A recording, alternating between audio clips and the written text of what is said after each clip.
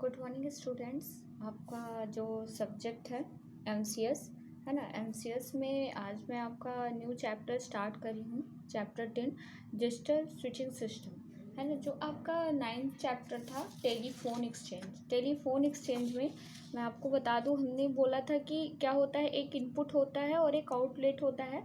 और मतलब जैसे कि दो लोग आपस में कॉल कनेक्ट कर रहे हैं तो उनके बीच मतलब आपस में कॉम्बिनेशन कराना पड़ता है, जिसके लिए हम यूज़ किसका करते हैं, स्विचिंग नेटवर्क। अब ये स्विचिंग नेटवर्क मैंने आपको बताया था, एक मैनुअल हो सकता है, एक ऑटोमेटिक हो सकता है ना। तो मैनुअल और ऑटोमेटिक में आपने एक इलेक्ट्रोमैकेनिकल पढ़ा था और एक इलेक्ट्रॉनिक पढ़ा था, है ना। तो देखिए, जो आपने मैनुअल पढ़ा और ऑटोमेटिक पढ़ा है ना, तो उसमें हम 9th चैप्टर में बात किया था। अब यहाँ पे हम इलेक्ट्रॉनिक स्विचिंग सिस्टम की बात करते हैं। देखिए, मैनुअल एक्सचेंज में बहुत सारी प्रॉब्लम्स थी, क्योंकि आपको डेटा को क्या करना पड़ता था, मैनुअली हैंडल करना पड़ता था।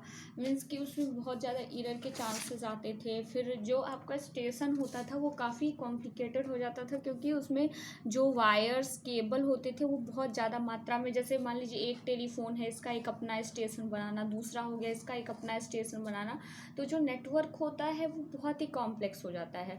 और दूसरा, डेटा एरर आने के चांसेस बहुत ज़्यादा होते हैं। जैसे अगर हम सिंपली मान लीजिए मैथमेटिकल कैलकुलेशन कर रहे हैं, हमने आपको कह दिया 1 2 ऐड करिए, तब तो सिंपल है।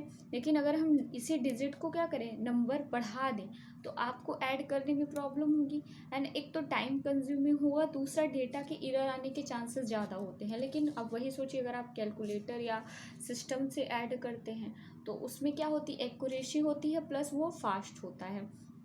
तो इसी पैटर्न पे आते हैं, बात करते हैं डिजिटल स्विचिंग सिस्टम की। तो डिजिटल स्विचिंग सिस्टम भी सिंपल वही है कि जैसे आपके दो सब्सक्राइबर हैं ए और बी, इनके बीच क्या करना है, कॉल को कनेक्ट करना है। तो उसके लिए हमें क्या करना पड़ता है, एक स्विचिंग नेटवर्क इस्टेब्लिश करना पड़ता है।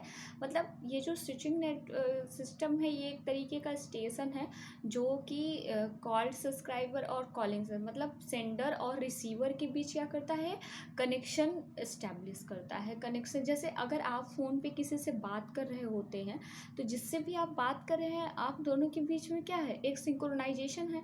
आप दोनों के बीच कोई ना कोई ऐसा कनेक्शन है जिससे आपकी वॉइस मैं सुन रही हूँ, या अगर आप जिससे बात कर रहे हैं वो सुन रहा है। तो यही क्या होता है, आपस में उनको सेंडर और रिसीवर के बीच, मतलब ए और बीच के बीच क्या है, कनेक्शन को बनाए रखना, यही वर्क होता है इसका। अब देखिए, डिजिटल स्विचिंग में सिंपल, पहले आपको यहाँ पे इसमें मतलब ये है कि इसमें एनालॉग और डिजिटल दोनों प्रकार के डेटा हैंडल हो सकते हैं।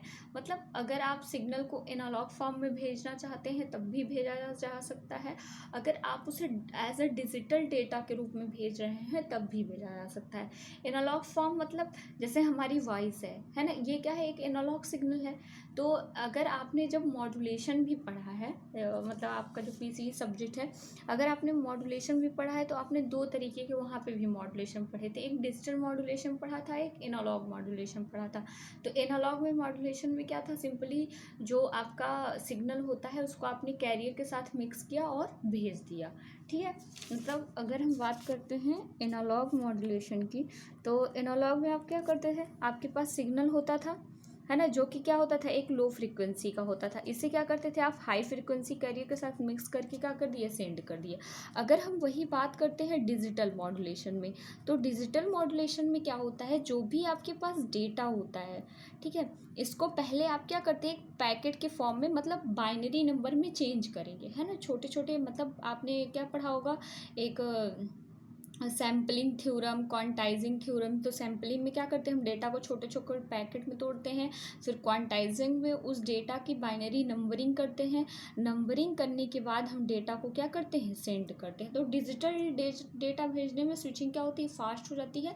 एनालॉग में जो स्विचिंग होती है थोड़ी स्लो होती है, लेकिन हमें इस सिस्टम से हम दोनों को भेज सकते हैं। तो देखिए, अभी इस लेक्चर में मैं सिंपली आपको एक ब्लॉक डायग्राम दिखा रही हूँ।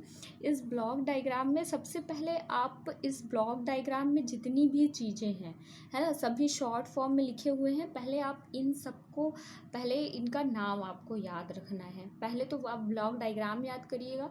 ब्लॉक डायग्राम रटना नहीं है, बस आपको पहले तो फंक्शन जब पता चल जाएगा तो आपको समझ में आ जाएगा कितनी चीज़ें यहाँ पे ज़रूरी हैं। और फंक्शन के पहले आप हर एक ब्लॉक के बारे में आपको एक्सप्लेन कर दिया जाएगा, तो आपके लिए थोड़ा ईजी हो जाएगा।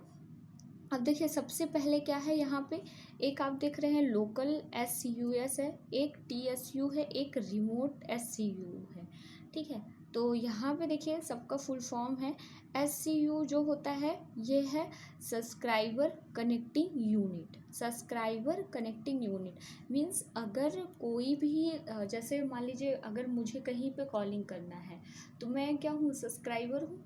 अब कॉलिंग यूनिट का मतलब क्या है, उस नेटवर्क को बनाना, है ना। जैसे आपका फ़ोन है या मतलब जो आपके फ़ोन का अपना एक नेटवर्क कनेक्शन है, तो इसमें क्या होता है, मैंने कहा कि इसमें एनालॉग, चाहे सब्सक्राइबर जो होता है वो एनालॉग डेटा को भी सेंड कर सकता है या डिजिटल डेटा को भी सेंड कर सकता है, ठीक है। उसके बाद TCU की बात करते हैं, trunk call unit. Trunk call unit का मतलब होता है कि आपको एक सिग्नल मिलना, है ना। आप अगर डेटा को भेज रहे हैं, जैसे कि आपने वहाँ पे पढ़ा था कि अगर आपके मोबाइल पे फ़ोन कॉल्स आते हैं तो क्या बोलता है, बेल को क्या करती है, रिंग करती है। तो ट्रंक कॉल सिंपली क्या होता है, एक मैसेज होता है। अभी इसको डिटेल में बताएंगे, बस थोड़ा सा बता रहे हैं आपको। फिर है ये रिमोट SCU। रिमोट SCU इसलिए है क्योंकि अगर हम जब भी डिजिटल डेटा को भेजते हैं तो डिजिटल डेटा जो होता है वो आपका ऑटोमेटिक होता है। तो ऑटोमेटिक कराने के लिए उसे क्या करना पड़ता है, सेल्फ कंट्रोल करना पड़ता है डेटा को। तो ये क्या होता है, ये भी एनालॉग फंक्शन के लिए भी होता है और डिजिटल फंक्शन के लिए भी होता है।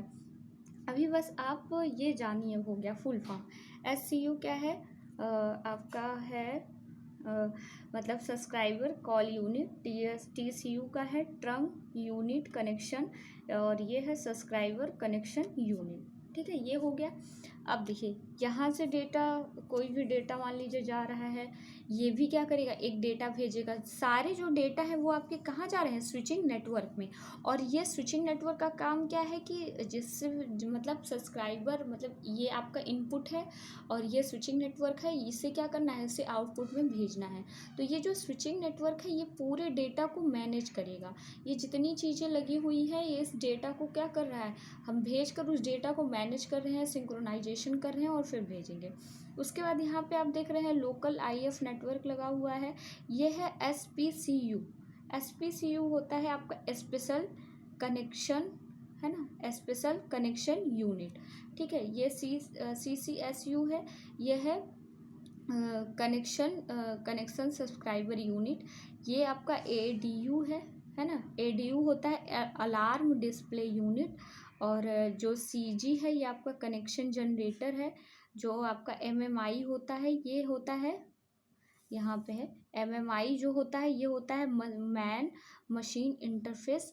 और जो EM होता है ये आपकी है एक्सटर्नल मेमोरी, ठीक है। तो यहाँ पे देखिए मैंने फुल फॉर्म भी लिख दिए हैं, तो आपको सिंपल अभी क्या करना है, इनके फुल फॉर्म जानने हैं, है ना। इस ब्लॉक डायग्राम को थोड़ा सा आप करिए, उसके बाद वन बाय वन हम इसमें क्या होता है, जो ब्लॉक्स हैं इनका यूज़ क्या है उसको तो हम पढ़ेंगे ही। तो सिंपल अभी आपको क्या करना है, बस इस ब्लॉक को अपनी कॉपी में बनाना है आपको, और इस ब्लॉक में जो भी टर्म लिखे हुए हैं उनका फुल फॉर्म एक बार आपको रीड करना है, ठीक है। यहाँ पे हैं और जो और कुछ लिखे भी हुए हैं। तो ऐसे आपको क्या करना है, ये पूरा जो ब्लॉक डायग्राम है इसको जानना है, ठीक है। तो उसको आप बनाइए, उसके बाद नेक्स्ट क्लास में हम वन बाय वन जो भी सारे ब्लॉक हैं उसका क्या यूज है, कैसे कनेक्शन होता है, सारा कुछ पढ़ेंगे। Okay, thank you. ठीक है, आप लोग अपनी स्टडी को कंटिन्यू करिए। देखिए चैप्टर बहुत ही इजी है, मतलब आप ये MCS में बस ख़ास बात ये होती है कि आप जो भी चीज़ें हैं जैसे कि फ़ोन कॉल करना ये सब आप फिज़िकली देखते हैं, तो अगर थोड़ा सा आप उसको इमेजिन करेंगे तो बहुत अच्छे से समझ में आएगा। तो थोड़ा सा इमेजिन करना बहुत ज़रूरी है ना। कि अगर हम फ़ोन करते हैं, जैसे मेरा सेल फ़ोन है, अगर आपने किसी को फ़ोन किया तो कैसे कनेक्शन बनता है वो सब, है ना। आप लोग थोड़ा सा PCE की बुक में मॉड्यूलेशन वगैरह पढ़े भी हैं, तो थोड़ा सा बस आपको इमेजिन करना है, बाकी बहुत अच्छे से समझ में आ जाएगा। Okay, thank you.